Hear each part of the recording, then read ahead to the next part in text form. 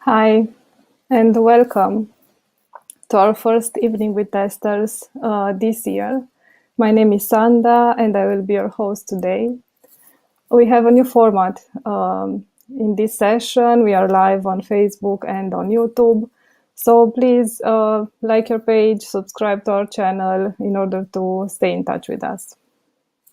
Our guests today are Ciprian Balia, who is talking about a new approach to the testing career, an interesting one. And Amelia Popa will give us some insights into the recruiting world in a reversed interview. During our session, you can submit your questions in the comment section and I will address them to the speakers. So let's start this evening with testers with Ciprian Balia. Cipri, you have the mic. Please tell us something about yourself and how did you reboot your career? Thank you, Sanda. Okay, please just confirm to me if my slides are visible. Yes. Okay. So today I'm going to talk about how I rebooted, so to speak, my career and part of my life together with it. I'm going to start off with a story about how it all began for me. I remember the first time when I started to feel unhappy about the job I had. I was at work and I was waiting for my code to compile on the CI. And in the meantime, I was searching for a snowboard to buy from the internet. And I wanted to buy that snowboard for the only 2 days of skiing vacation that I could afford in that winter. I probably spent a lot more time during that winter watching YouTube videos with skiers and snowboarders than I spent on the actual slopes. So, realizing this, I started to think to myself, I have to do something to fix this imbalance in my life. I need to find the time to do more of what I love. And I don't want to stop working because I need the money, but I need to. It would be great to be able to work from anywhere. So my turning point was when I Googled remote software jobs. And then 2 weeks later, I resigned from my previous job. In this talk, I will share with you what I did from then on, how I got to having a fully remote job and taking advantage of this lifestyle. And I'm going to give you some suggestions if you decide to change your career in this way as well. And now I know that with the pandemic, most of you are working from home, but I know from my friends that at least the Romanian employers ask you to declare beforehand if you are going to change your workplace, the place where you will work. So you need a notice in advance with a couple of days. Hey, I'm going to travel to my parents and I'm going to work from there for next week. And I know that most of the companies in Romania don't allow their employees to travel abroad to work from there. For example, like a month in Greece during the summer.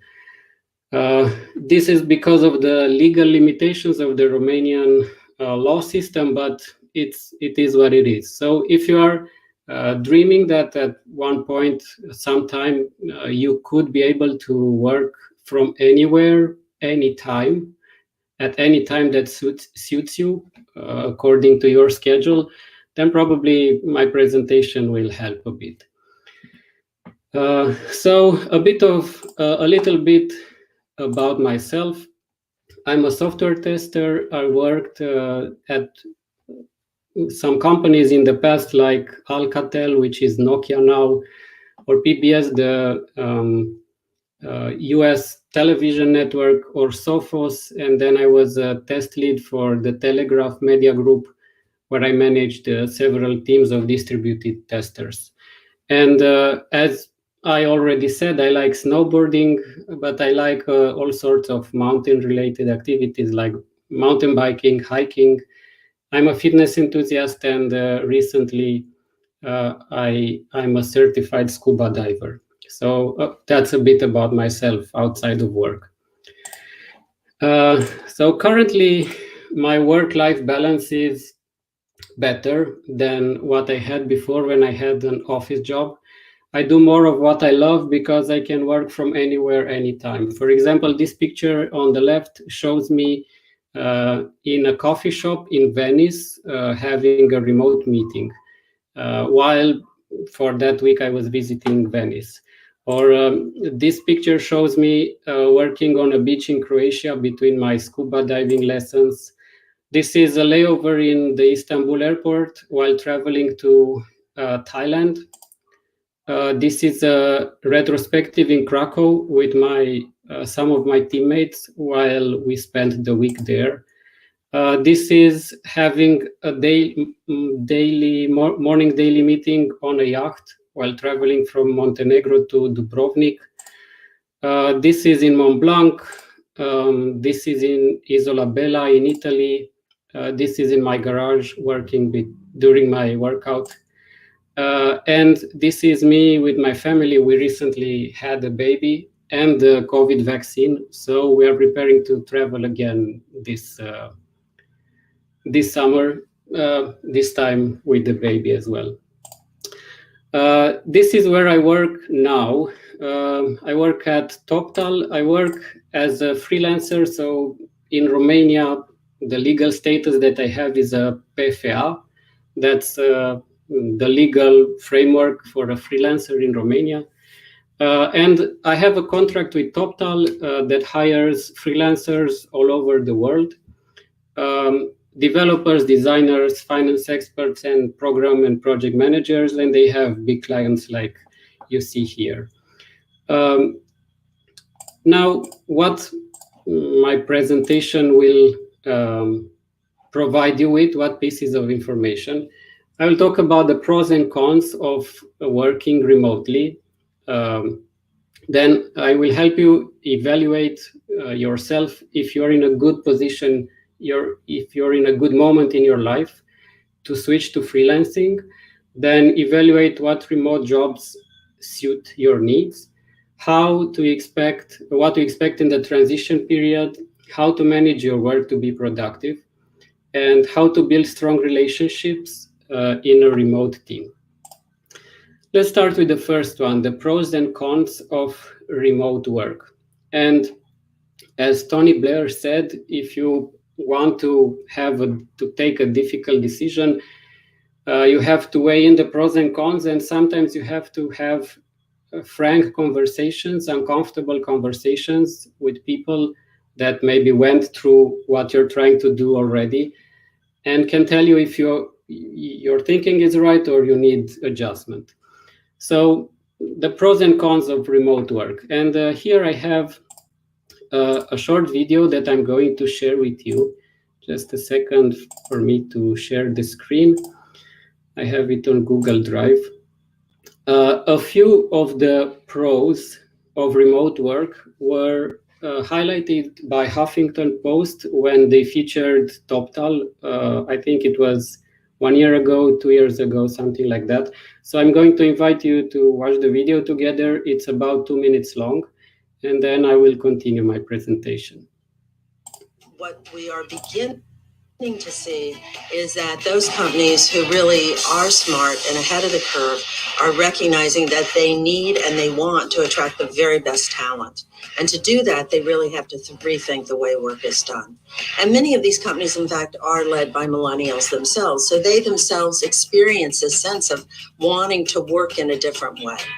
When you work remotely or work from home, you get to do it on your terms in a way that makes sense for you, and everyone works differently. Some people just hit a lull in the middle of the day, so they want to take care of some things and then work again at night. Everyone's different, and I think this kind of setup allows you to basically tailor your workday. The key is to understand what that business entails, what's the product they're trying to produce, what's the service they're trying to provide, and how that can best be done. And I would say most companies are not malevolent in their intent. They are just experiencing a poverty of imagination. They cannot imagine work being done in a way differently than what has been done in the past. The benefit of that arrangement to employees is that it definitely enhances a sense of trust. Workers feel that they are entrusted to do a good job. It enhances a sense of respect, that they are respected to make their decisions. And it requires a sense of accountability. I think change is slow. In the early 1980s, Alvin Toffler, a futurist, said that within a relatively short span of time, we wouldn't have any offices. That's certainly not come to be. He predicted that we would all be working in our homes. So change is slow. I think that what we're going to see is incremental adjustments in companies so that, and we're seeing it already in many ways.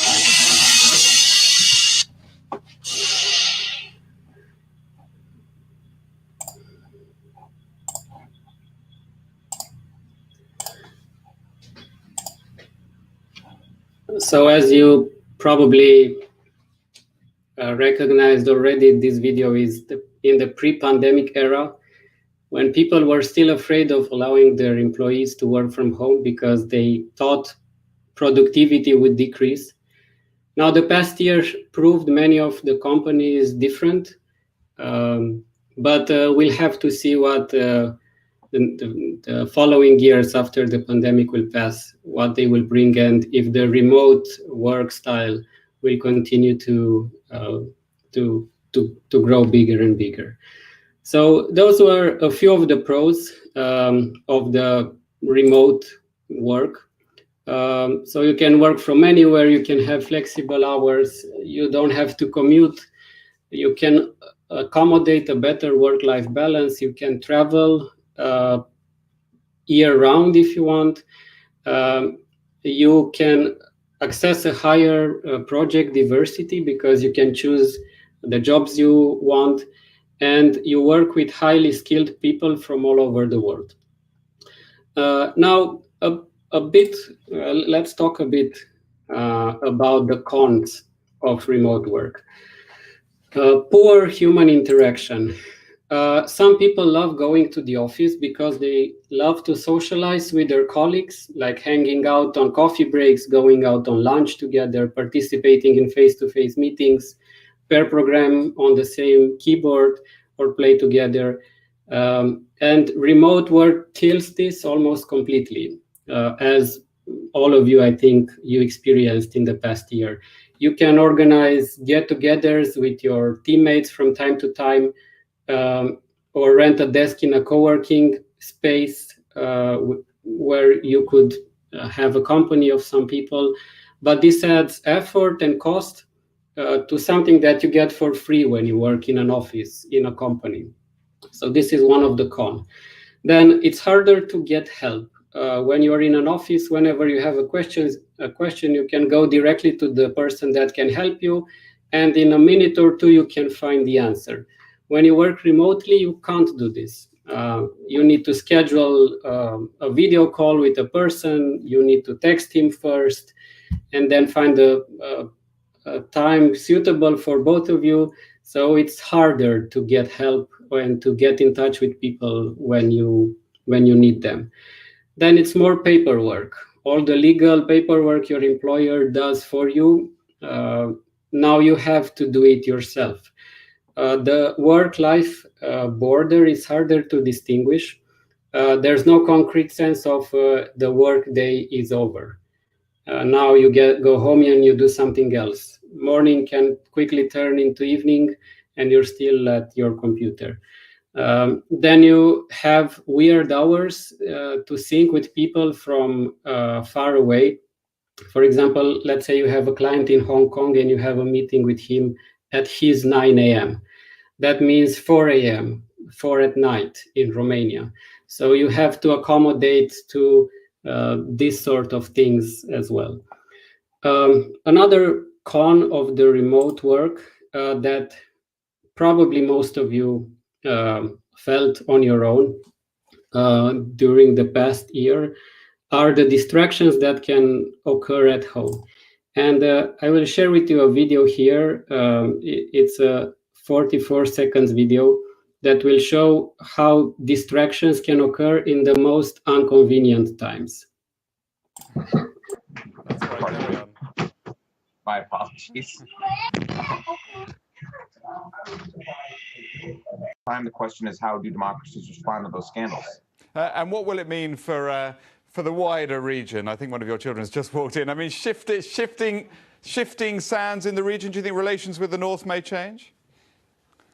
I would be surprised if they do. Pardon me. That's right, carry on. My apologies.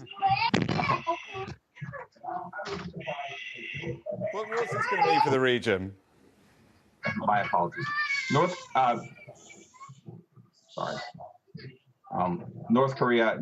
South Korea's policy choices on North Korea have been severely limited in the last 6 months to a year because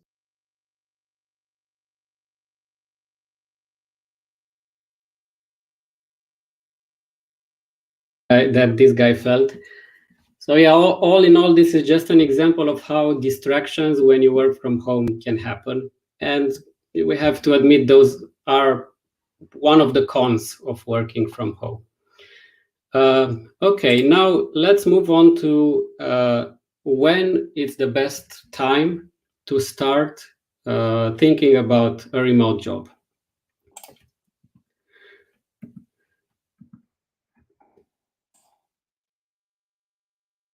So the biggest question you need to ask yourself is, am I experienced enough to be independent in my day-to-day tasks?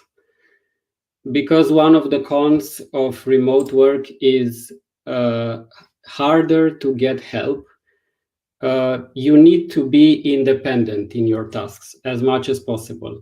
So if you are a junior software engineer, don't think about in making the change just yet. A good benchmark that I seen in myself and in other people is it's better if you have a minimum of 5 years of experience working in an office setup where you get to work together closely with more experienced people and develop your craft while working together with them face to face, and then try to move on to a fully remote job. The competitivity is higher in the remote work, the software remote work, because you can imagine a company like in Romania, in Timisoara or Cluj or Bucharest, when it hires people, it usually hires from that city. A Bucharest company doesn't hire people from Cluj regularly. So they are limited to a small geographic area, but a remote company that works only remote has access to people all over the world. And TopTal is a company that does this. So the talent pool that they can access is bigger. So the competitivity is bigger. So when you have a greater experience, work experience, then you are more you are better in this more competitive market. So the general rule of thumb: have a minimum of 5 years of experience before you consider making the switch to a remote job. Now, where you can find projects if you decided to work remotely, to try this. These are some of the companies that post remote projects for remote work: Upwork, AngelList, even Stack Overflow, Crossover, and some others. And you can choose between full-time, part-time, hourly. You can choose between a project that lasts a couple of days to 1 year or longer. So you have a wide range of a wide selection that you could choose from. So now let's think about another question. What to expect when you transition from a office setup to a remote workplace to a freelance work?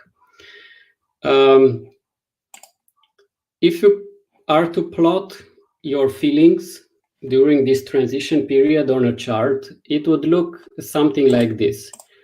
And I remember the most intense feeling I felt during that transition period is being scared. When I quit my job, my office job, until the remote job has finally set in.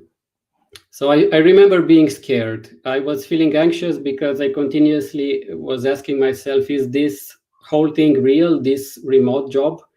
Or I just quit my real job for a fairy tale. And looking at this chart, as I said, you can plot the feelings on this chart. You can start to see how anxiety builds up. It all begins with a Skype call where you discuss with someone you don't know, and it's maybe she lives in a different continent. When you have the interview or interviews for the job you apply to, my experience was that I had Skype calls with a person that has even his webcam turned off. So it was like speaking over the phone with someone. I just heard a voice that was telling me promises. Then you meet nobody in real life, like in an office. You go there, you interview, you see the setting, you see the people, you see the building. Now there's no building that you can call my future workplace. And that again can cause you to ask yourself, is this real? Is this job for real? Then signing a virtual contract, that's also scary. There's no signed paper you receive with the company stamp, the employer stamp, and the signature, and you sign, and that paper is recorded in the Romanian law system or in a national law system. Everything is digital. You receive a contract via email, maybe via DocuSign. You sign it and you send the email back to whoever sent it to you. But after all of this goes away and you start working, you start to meet the people you're going to work with. So you get a bit accommodated, but you start feeling alone. Alone when you think about maybe that you're the only person in your team on this continent. You can get the feeling of being a bit alone. But the anxiety then subsides when you get your first paycheck. So it's a bit of roller coaster of emotions, especially during the upside. Another idea about the contract is that it's a reassuring feeling to have a signed contract, a paper signed and stamped by the employer. As I said, a contract is governed by the law of the country where both parties reside or the European Union. That gives you a sense of security. If you get frauded by the contract, then the law should protect you. But signing an online document that you receive on your email from a stranger, that's not governed by a law in your country, does nothing to make you feel secure. So what I learned about the contract is that you should read it carefully, be aware of the obligations you submit yourself to. If you want, check it with a lawyer or an accountant, but don't be over suspicious. If the contract doesn't require you to pay a deposit uphand or sell your house, then probably it's legit. But yeah, be aware that you're going to go through similar feelings if you decide to move to a remote job. How to manage work and be productive. Remote work, that is. So remote work is not this, what you see in the picture, or it's not always this. It's more not this than this, what you see in the picture. So you need the hardware to work and to work comfortably. It's not. It's very seldom you on a bench in a park and typing or programming for a couple of hours in the park. It's usually not that. So what I recommend. This is my remote office. This is my hardware setup. Everything fits into a backpack and can be easily transported.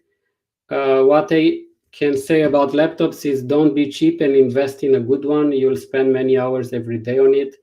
Look for long battery life and strong computing power, but also lightweight if you plan to travel a lot. A MacBook allows you to work on Apple and iOS projects, so I recommend buying that if you can afford it. In terms of extended desktops, secondary screens, many people, I've seen that they use tablets like iPads, but I personally don't like this option because all the apps that I tried for extending my desktop are lagging. So what I bought is a dedicated external display from Asus. It's very slim and it fits into a folding thing. It's uh, even slimmer than a regular laptop. So you can connect that via USB and you have an extended desktop that's very light. So this is what I recommend. Don't just think of the smallest laptop you can think of, like a MacBook Air, for example, because you will spend a lot of time on it, and sometimes you will need a bigger screen or a secondary screen, and all of that stuff. Also, you will work from home. For example, now I am at home, so you will need something that you can plug into a seated desk or in your office. So it's good if you can invest in the mobility, like we see here in the picture, but have something that then you can plug into a seated desk where you will probably spend many hours. So invest in mobility, but also have a home office. You don't need something extra fancy. Maybe just a secondary display and an external keyboard, a mouse to accompany your travel laptop. The apps that I use for work a lot are Zoom. All of us are familiar now with it. Slack, install it on your phone because especially if you're traveling, you won't have your laptop open. But if urgent stuff happens, you can get notified on your phone and you can connect back. And speed test, I always use speed test on my phone to verify the Wi-Fi stability in places like restaurants or coffee shops where I plan to work for a couple of hours, just to see if I have a reliable connection in there or not. Another thing that will make you productive or will not decrease your productivity is hiring a good accountant, especially in Romania. And my colleagues told me it's similar at least in other Eastern European countries. The law system, the paperwork is a nightmare. So start as early as you can with an accountant. Hire a good accountant. It will save you energy and stress. I hired someone, as I said, from the very beginning, even when I started my legal steps for opening my freelancing company. A good accountant should be able to work on his own without requesting you to his office every month. For example, with my accountant, I meet roughly once or twice a year. So yeah, look for a good accountant. It will save you from many pains. Another thing that will help you in terms of productivity and assets management is use some sort of payment intermediary that gives you advantageous currency conversion rates, because probably you will be paid in USDs or euros, or some other currency from other countries. And as you know, if you exchange a currency into your local national currency inside the bank, then the fees are higher, the rate is very poor, so you will lose money. Think about Revolut. I guess many of you are already familiar with it. Another similar provider is Accenta, or TransferWise. There are already many out there. I personally use Revolut also for the card they have. You can pay commission free on any POS in the world. The next chapter that I'm going to cover with you is how to build strong relationships in a remote team. And here again, I have a story.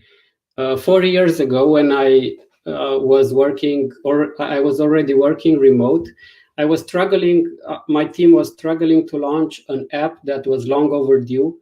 And one night, the CEO of the company I was working for posted a question in our team's Slack channel asking how did we miss one bug that he found on the login page. And being the QA in the team, I felt responsible to give an answer. But unfortunately, my reply was misunderstood by the CEO like an excuse of how we missed that.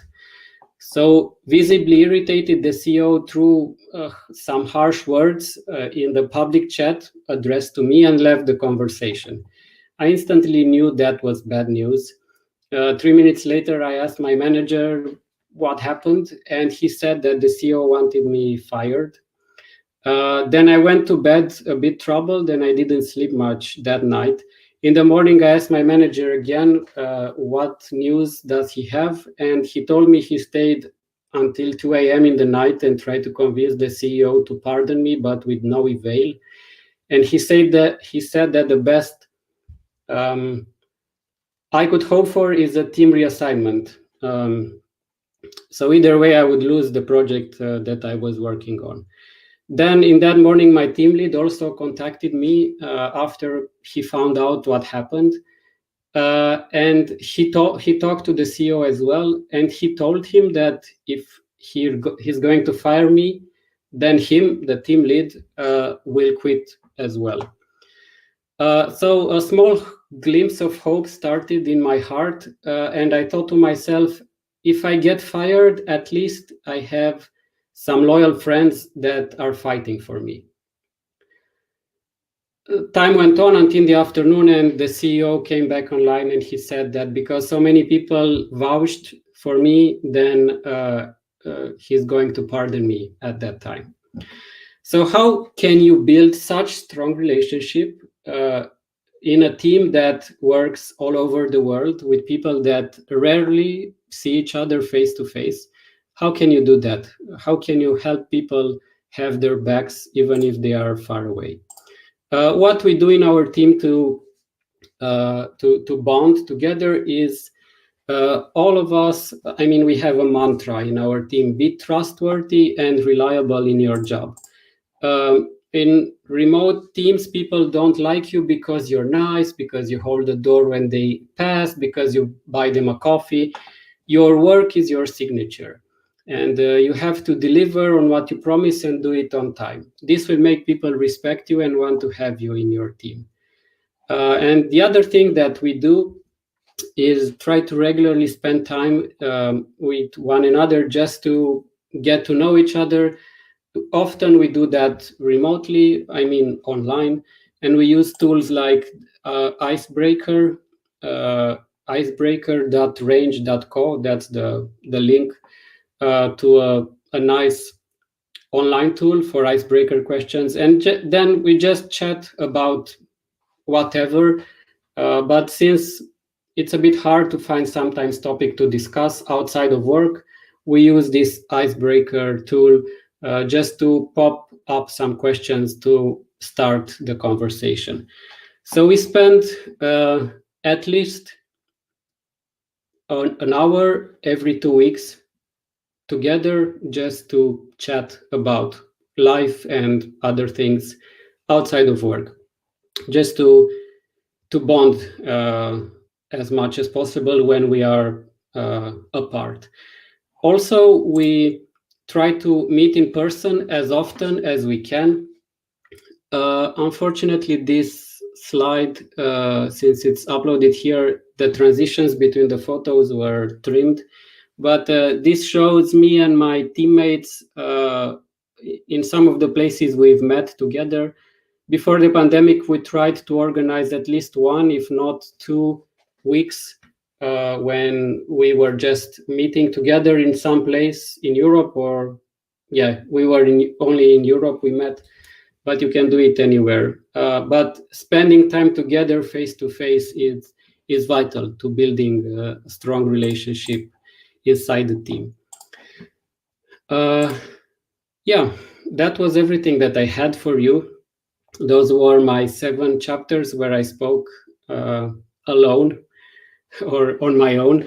Now I will be happy to take questions if there are. Yes, I have a question from Raresh. How do you solve the security issue, the security on the projects you work on while you travel? How do you keep your data safe on the public hotspots where you connect your laptop? Mm-hmm. We are mostly encouraged to not use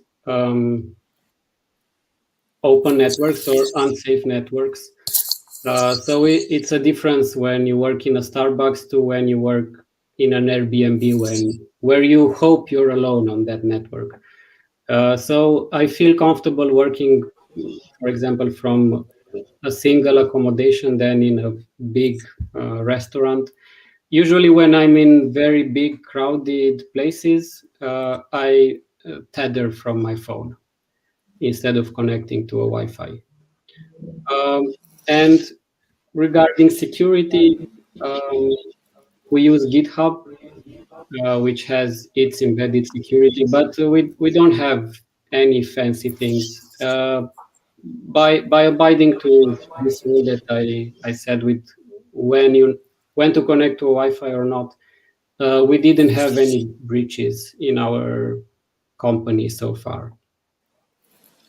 That's nice. And I guess you have a list of best practices while doing that in your company. Yes, yeah.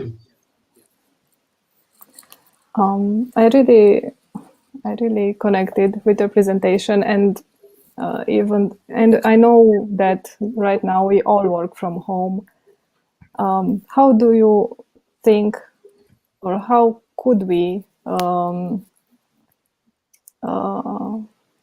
make this a more permanent way of working? Because maybe not all companies will continue to work this way, and how do we fight for this way of work in case we enjoy it? Because I think most of us are beginning to enjoy working from home. Mm-hmm. Well, 5 years or so ago, when I left my office job and I moved to remote, companies were afraid of allowing people to work from home. Before I quit, I requested to my managers repeatedly to allow me to work from home at least a few days a week or at least a few days a month, and that was not really possible because it was company policy. Since then, things have evolved even in Romania, and many companies allow people to work from home. Now they have been forced to. Personally, I don't think we will ever go back to the office life that we know. So I think some of these worries will solve on their own, but I don't expect all companies in the world to close their offices. So I think it's about people power, just grouping employees together that have share the same feeling about working from home, and then having an honest conversation with the managers. Maybe having arguments to prove that you can be even more productive when working from home. And I think this already showed until now, because we're 1 year in this situation. And how do you find inspiration on where to go when you work from remote places. It's clear that now we are stuck in place, but even now we could do some remote working from beautiful locations. But where do you find that inspiration? Well, I have a list of destinations that I want to visit, and I use that list of countries that I like.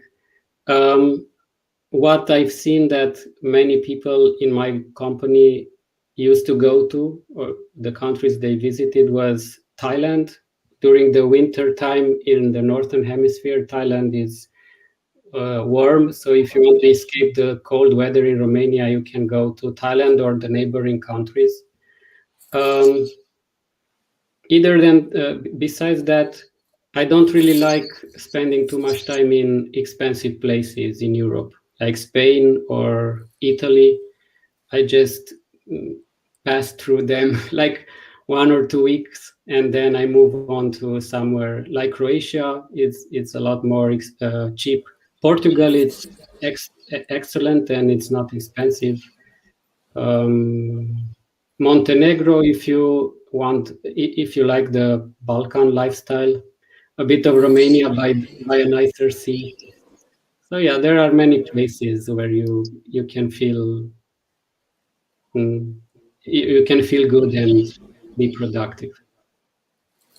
Yeah, definitely. Let's see if you have more questions.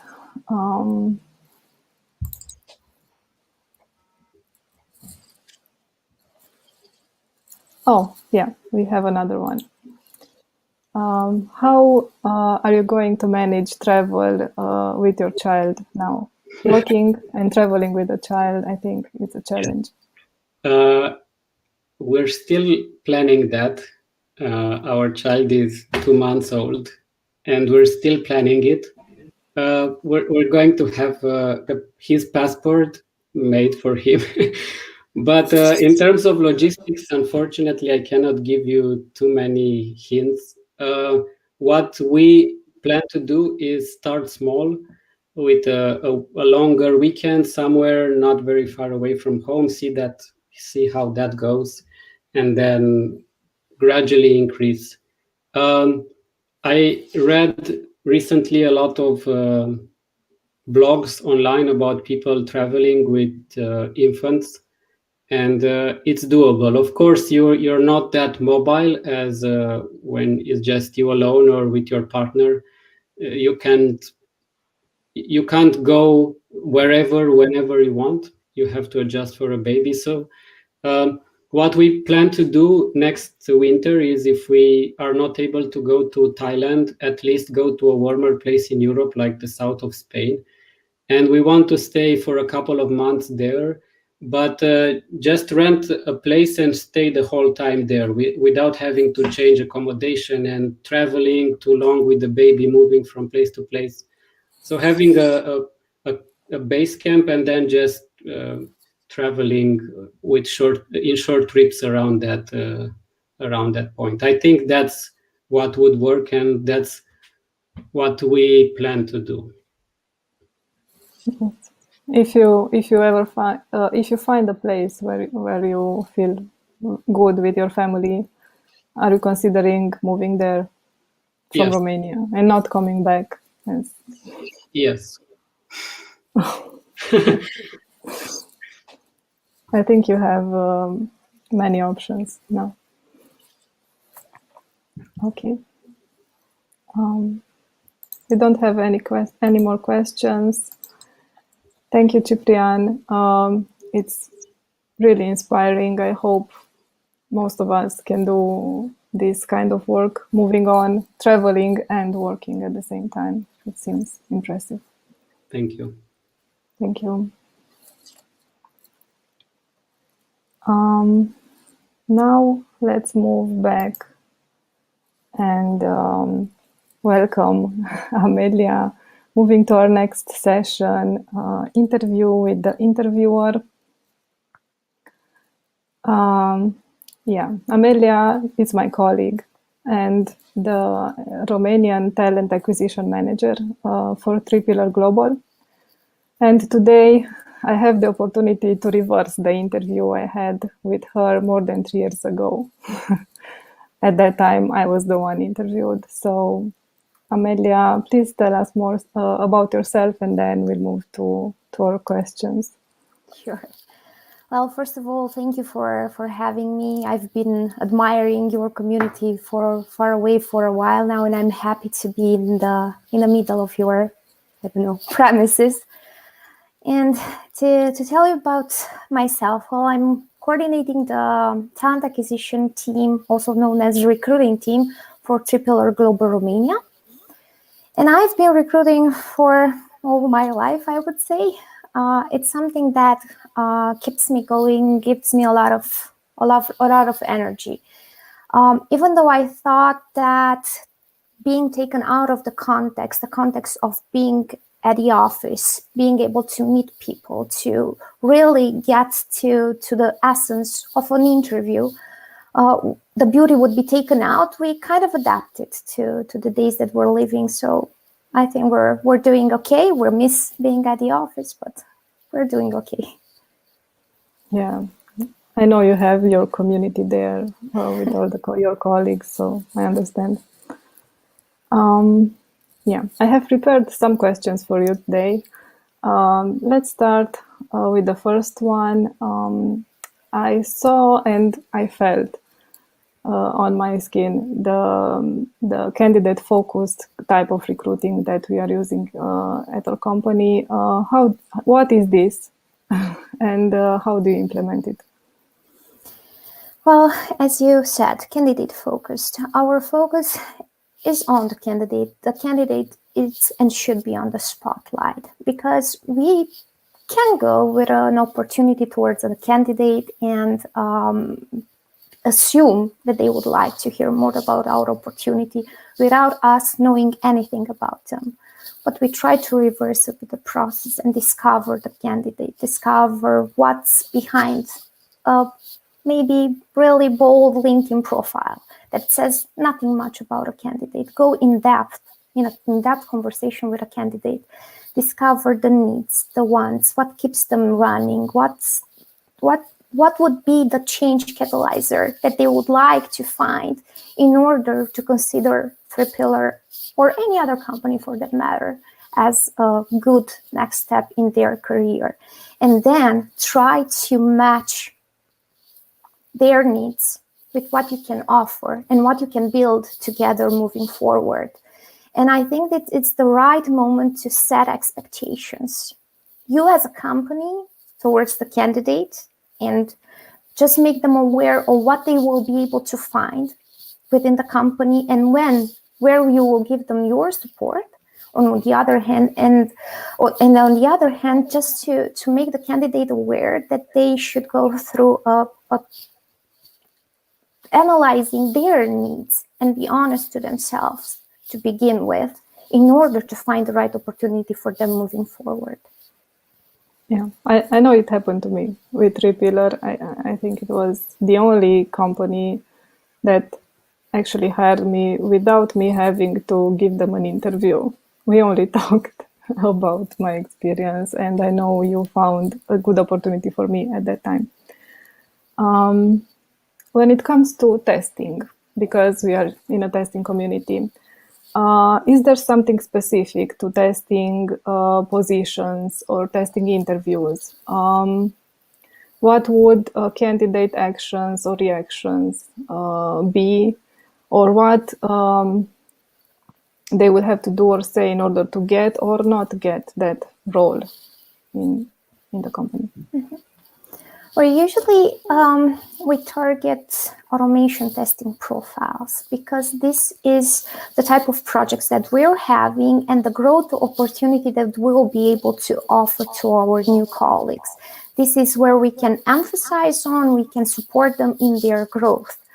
But not to leave this the experience aside, I think we're looking for an attitude and values alignment. We're looking for go-getters, people who are keen on learning and growing and learning and teaching other people at the same time. And I think that it's a thing that we believe we're looking for team plays, so we can harness the power of team together. This is the type of the profiles that we're looking, and we are so happy when we find this type of profiles and we can just walk hand in hand together down the recruitment process and later on joining us. And to look at the other part of your question, what they are doing in order not to get an interview, I think it's quite the opposite. People who are comfortable with their status quo, people who are not willing to learn, to expand, and they want to remain in the same state that they are at the current moment. I always hear about automation. Maybe this is my personal opinion here. I'm not sure that always automation brings value to testing, or not just automation.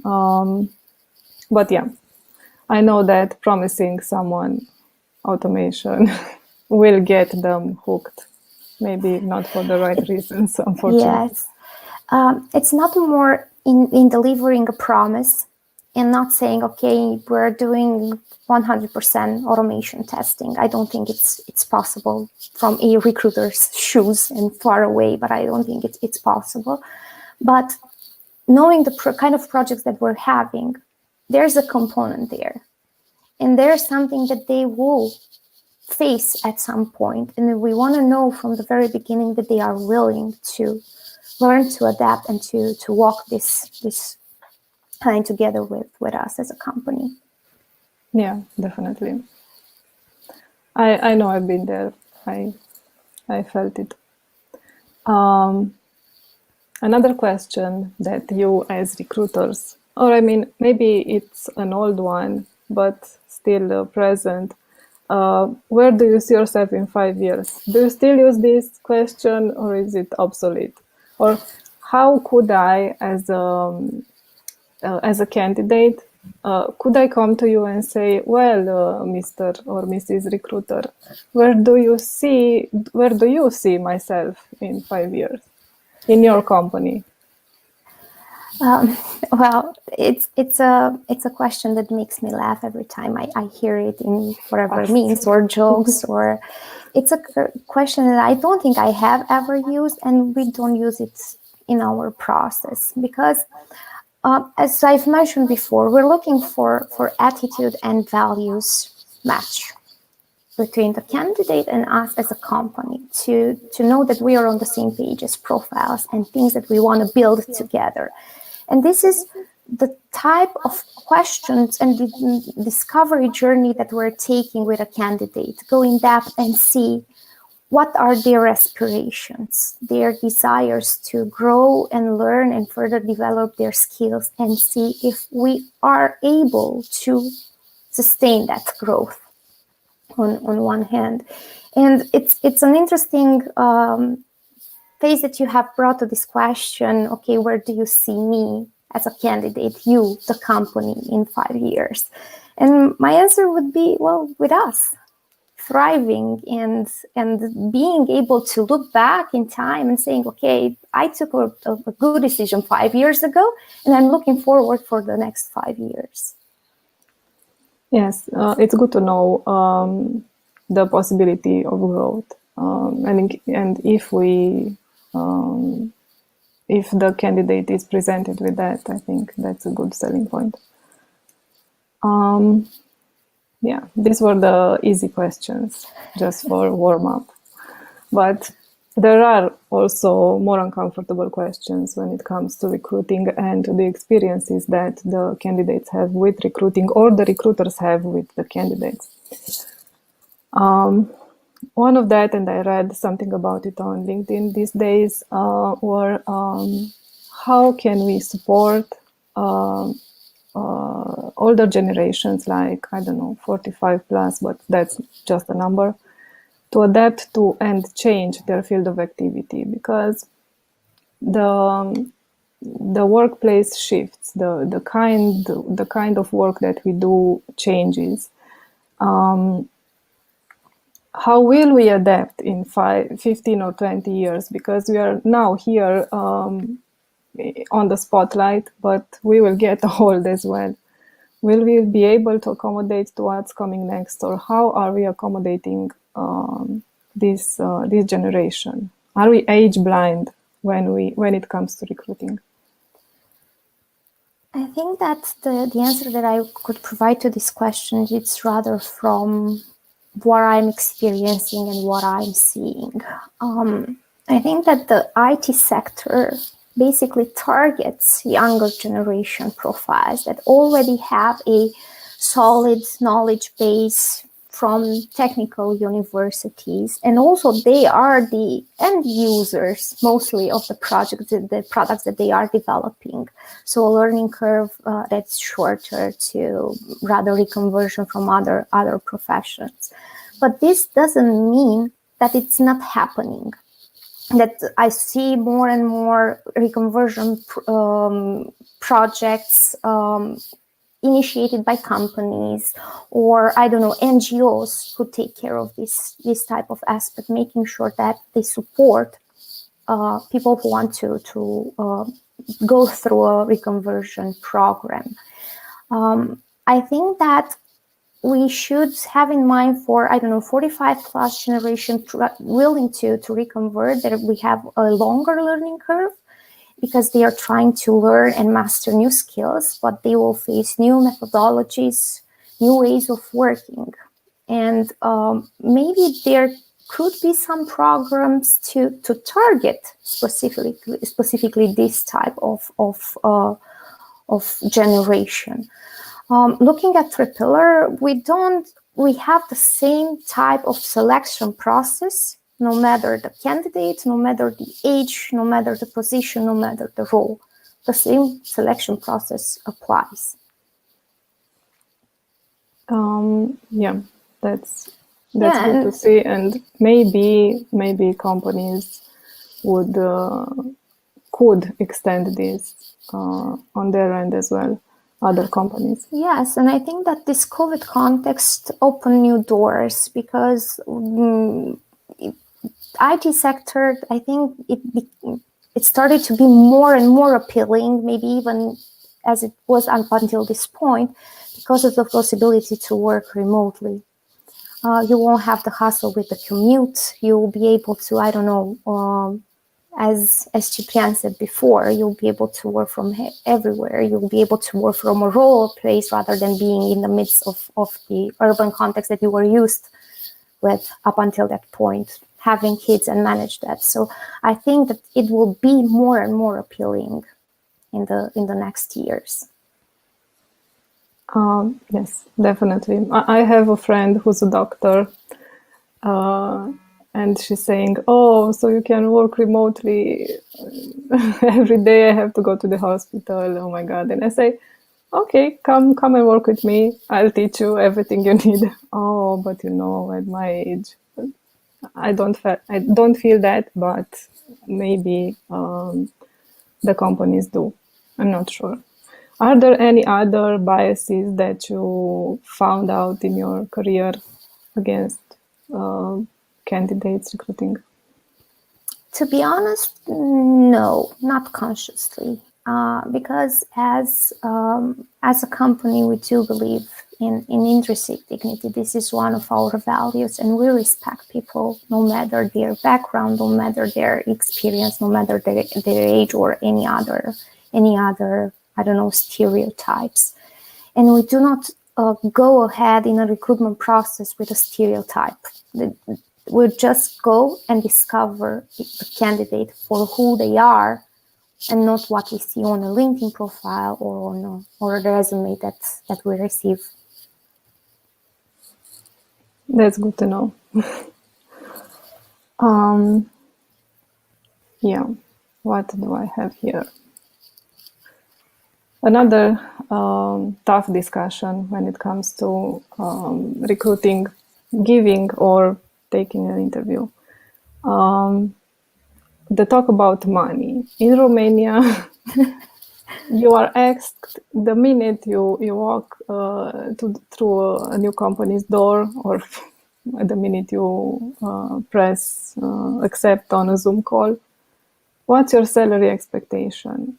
While in other countries, this is specified on the job description. You could get between that and that sum. Why are we different here? It's something, because it's very uncomfortable for me, at least. It's very uncomfortable. I know it's an uncomfortable question that we usually ask, and yeah, the salary perspective, it's a very competitive one, and each company has their own strategies in regards to everything that it's around compensation and benefits. It's not all about the money. It's what comes with the package, and I think that will damage the recruitment process per se if you just hook a number and a salary amount to a job title. You won't be able to discover anything about the company looking at just at the number. You will be biased as a candidate. And I think that, yes, I think it's a fair question to ask candidates, but not just take it out of the context. Okay, so what's the expectation that you have from a salary perspective in order for you to consider a job from our side? Because it comes along with all the aspects that matter in a professional, for everybody as a professionals. It might be a context where you are more, I don't know, you will find yourself in what all the other things that the company offers, like the possibility to work from home. I don't know, the learning opportunities, all the other benefits that speak to you rather than the amount in itself. Because we don't ask candidates, okay, what's your current salary? Maybe this is the next one.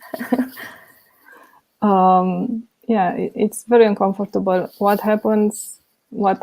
I think it happens to other people, and it happened to me before. You risk getting rejected because you asked for, I don't know what amount of money. That's beyond what the company would want it to offer you. Instead of just saying, okay, I'm offering you that amount. How does that sound for you? And being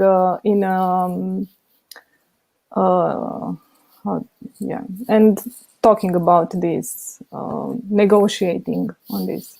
Mm-hmm. What you're saying, it can be seen as a risk. How we usually do that, of course, we're always discussing with our candidates about this aspect. And we are trying to be transparent from the very beginning and saying that we might not be able to reach the amount that they were mentioning. Are they willing to move along in the process with us, discovering us, setting ourselves, maybe for future if there's not a match at that moment.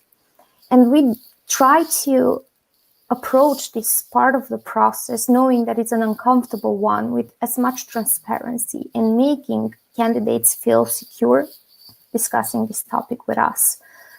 And another thing that I see, it's it's a bias once again. It's a lot of word of mouth that goes on the market, and a lot of the decisions that we're making, and it's just discovering, okay, what other people are saying about that companies, and so on and so forth.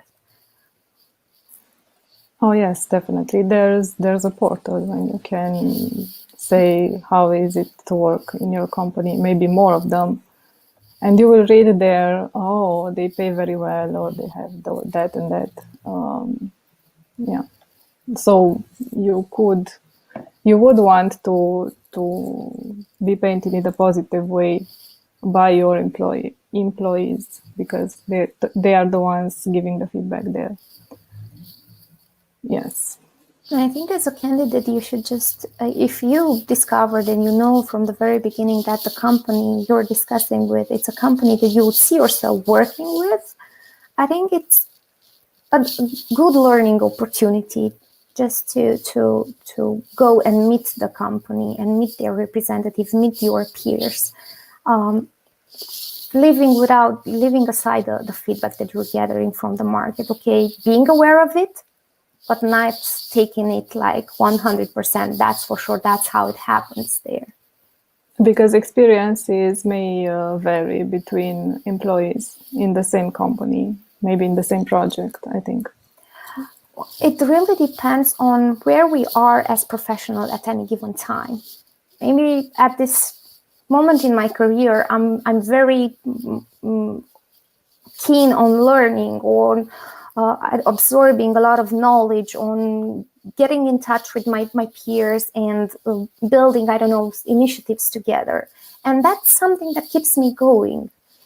And maybe at some other point, I will be, I don't know, planning on traveling the world, or I don't know. And there will be another motivator for me. And maybe a company will answer to my need for a while, but at some point it won't deliver to what I'm looking for. And that's okay, but the positive experience remains. And I think all the feedbacks that we see on all the platforms, they should be taken with a grain of salt, because we're different. We're looking for different opportunities. We're looking for different contexts for us to thrive at any given moment in our lives. And each company deserves a fair chance to be known, as each candidate deserves a fair chance to be known in an authentic recruitment process. Oh, yes. And we both know that failures happen in this process all the time. What do you think about, now that we are in an age of working from home, sending some technical assessments to a candidate before having the face-to-face talks, or maybe after knowing the candidate talk? Because my experience is that you sometimes get to spend, I don't know, 6 to 8 hours talking to a company for a job, and then you receive a feedback, oh, you're not fit for our position, for the position, or wait, we need another technical interview, or come to our company and work for us for 4 hours. And you're saying, okay, I've already spent 6 hours of my working time, actually, because you're not available on the weekend, to talk to you, and then you ask me more. I've been there. I've done that with 2 companies. I refused to go to another interview to them because it was overwhelming what was happening there. So could we have this kind of technical assessment outside the face-to-face interviews and outside the working hours, actually?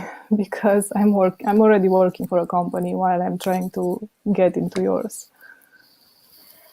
So I think it depends on each company's strategy and the way that they see a successful recruiting process. For example, we're not having technical assessments, not at this moment at least, because we're looking, as I said, to discover the candidate for who they are. And in a conversation, in a technical conversation, we are able to, see the candidate's thought process when faced to an hypothetical situation or a task. And they are able to, expose their experience, the way that they have approached a situation that they were faced with. And we want to go in this depth type of conversation, because at the end of the day, it's a learning opportunity for both the candidate and the technical interviewers. And as you said, well, you're not the only one interviewing the candidate. It's a bidirectional process. The candidate also interviews you Because most of the time when a candidate takes a decision to make a professional change, usually they are involved in more than one recruitment process with a company. So we want to deliver a candidate experience not only for that moment. It might be a positive outcome or not, but our story shows us that when you have the possibility to meet with a candidate, you kind of make a connection that lasts. And at some point, you might end up being colleagues, even though it didn't happen at that point. We try not to have a lengthy process. We try not to have multiple hours. And we try to resume the technical and the whole recruitment process, for that matter, to the minimum necessary. To be respectful of candidates' time, of our colleagues' time, but also to give the opportunity to meet with one another. Yes, that's important. Knowing, well, having had these experiences before. Yeah, definitely. Is there a way to change this mindset for other companies as well? I don't know. Do you have a conference as we do in testing? Well, we might have. Where you share ideas and... But there are a lot of recruiting and HR communities where ideas are being exchanged, best practices are being shared. But I think that at the end, each company will mirror their candidates, their recruitment process to who they are, to their values, to what they believe in at the end of the day. Because the recruiter, it's a brand ambassador. It's the first person you will meet officially, because maybe you will know other people at that company, but the recruiter, it will be the mirror into the company. And we try to approach candidates with honesty, with transparency, and not putting them against the wall and asking questions just to... we're not starting the recruiting process with the assumption that they will fail the interview. On the contrary, what we want is to discover ideas and possibilities that will make us successful together, candidate and company likewise. Now I want to go and work at your company. Although I didn't in the first interview I had, only in the second one. You wouldn't have chosen if there was a technical, I don't know, an online assessment with not... Maybe not, yeah. I've experienced that. It's impersonal. It might be challenging, and it might be, I don't know, targeting an area of your brain that makes you, I don't know, motivated, but it shouldn't be just the only type of interaction and the outcome that you're looking from a recruiting process. And most of these times when you get a technical interview, because now you get them, some companies would give you, take this piece of paper and write me some code on paper. I've had that as well. Or send you something technical before. But you don't get much feedback from that. How do you approach feedback? I already heard that's honesty and talking with the candidate from the start, explaining things. But how do you see that feedback should be given from both sides, if you want? We approach it with honesty, as you said, and timeliness. We try to, when discussing with a candidate, to set the expectations. So these are the steps in the recruiting process. You will hear again from my side in this amount of time. When we are not able to deliver to the promise that we've made, we usually go back and say, okay, I would need a bit more time and try to explain what we're needing why we are needing a bit more time. And of course, it's easy to deliver the positive feedback.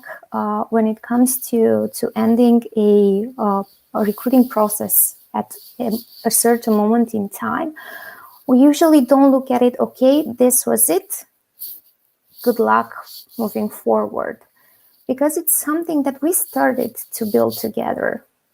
And there's a door that was open, and we want to leave it open. And we are just trying to say, okay, this is the outcome of the process.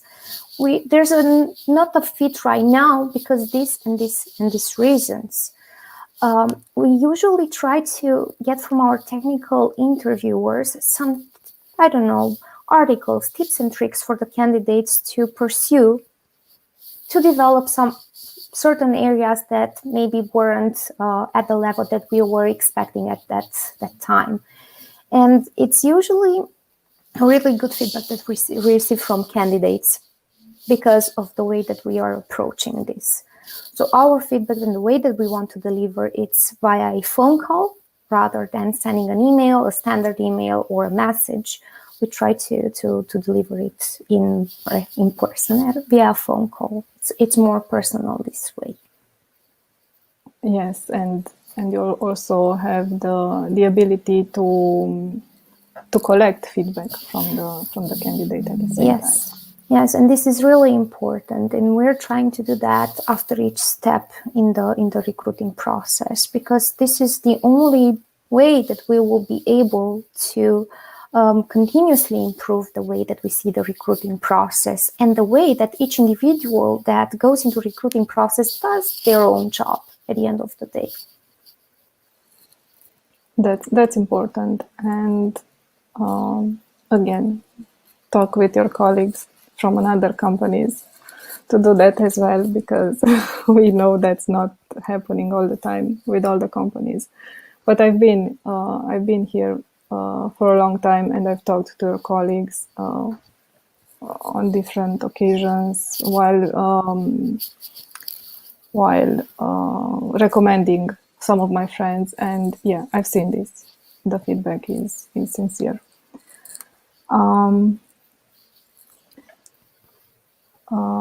What do you think of, what do you do with your community? You said you had your community. Do you take feedback about candidates from other companies, from your colleagues in other companies?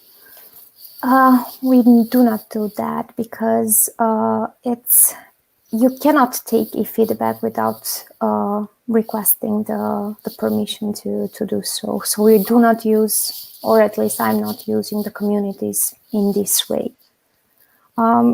I personally have a really good memory, and I think I remember almost every interview that I had.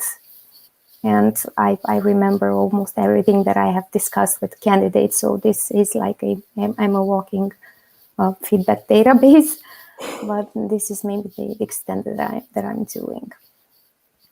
We do not use this communities this way. We don't have a candidate blacklist. That's good.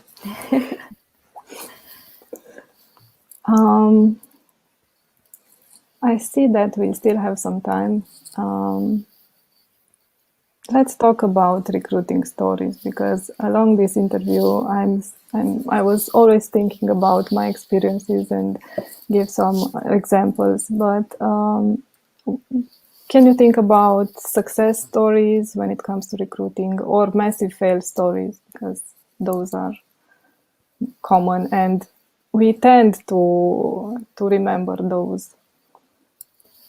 I think that it's easier for me to remember the positive ones. And when I'm looking at the successful recruiting stories, I was able to see them every day up until a year ago, like being in the office, meeting with the colleagues, and knowing that you were part of the recruiting process. That was a success story. Everybody was a success story. I remember a particular story right now, and I think it's connected a bit to what you were asking me before, giving feedback. I remember having a candidate at a technical interview.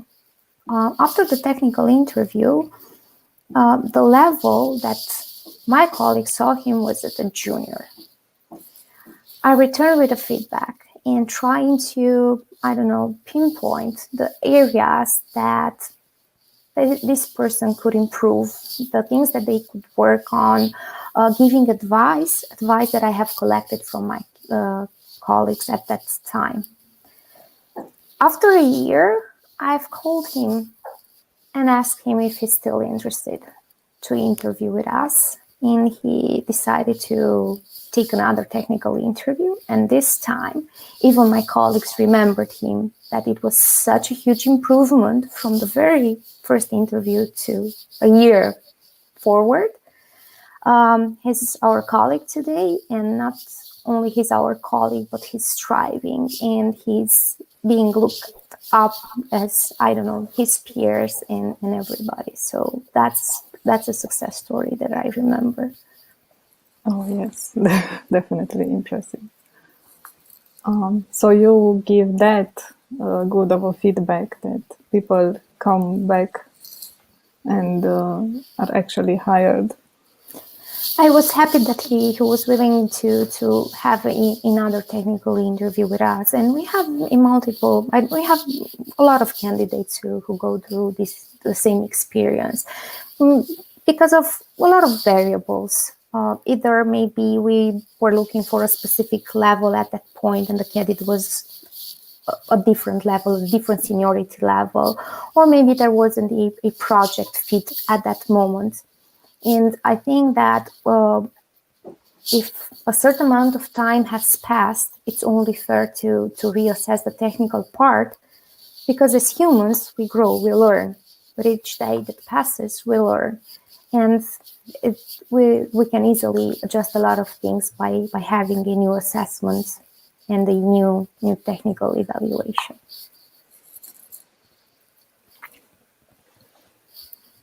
Thanks. Yeah, I know.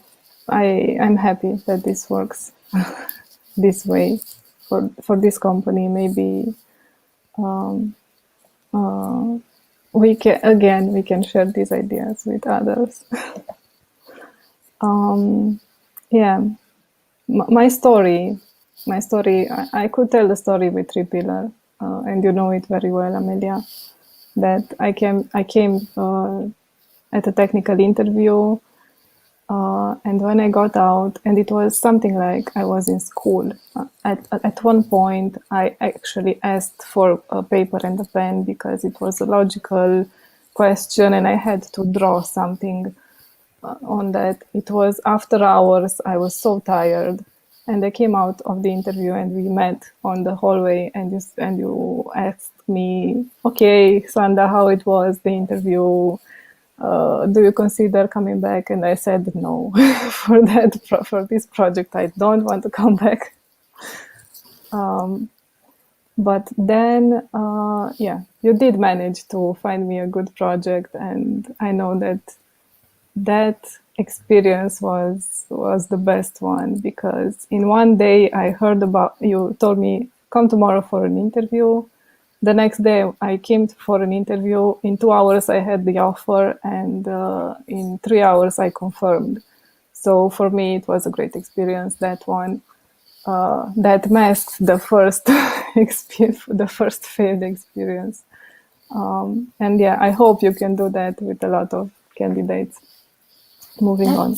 That's what we're trying to find the right place for everybody. We have a lot. The important thing is to be honest with each other, to know exactly what we're looking for. And I think that even though the outcome it's not a positive one at that moment, it doesn't mean that it shouldn't be in the future.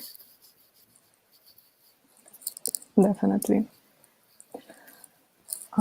Let's see if we have some more questions.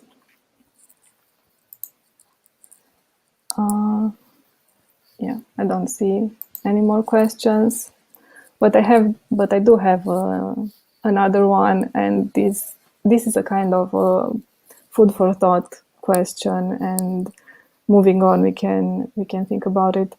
In IT, do we live in a comfortable, cozy bubble? Because this is what I think it's happening, and maybe you see that too. Well, I think we are. Look at us. We're both in the comfort of our homes, and this is just one of the reasons. It's one of the industries that maybe didn't took such a big hit during COVID as many other industries went through. And I think we're fortunate to be working in this industry, and we should practice gratitude and exert social responsibility ourselves as individuals, but also as companies. Yes, I feel that too. And I know we have, and we also have programs to include others in this industry, and maybe all of us should be doing that, accommodating more candidates, more people, mentoring for a better job, if this can be called a good job. I think it is.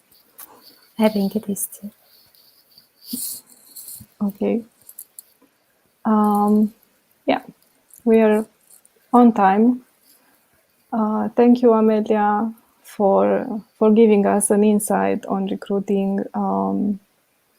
It sounds very good, and I am here and I see that it's real what you just told us. I hope other companies will start and have the same approach.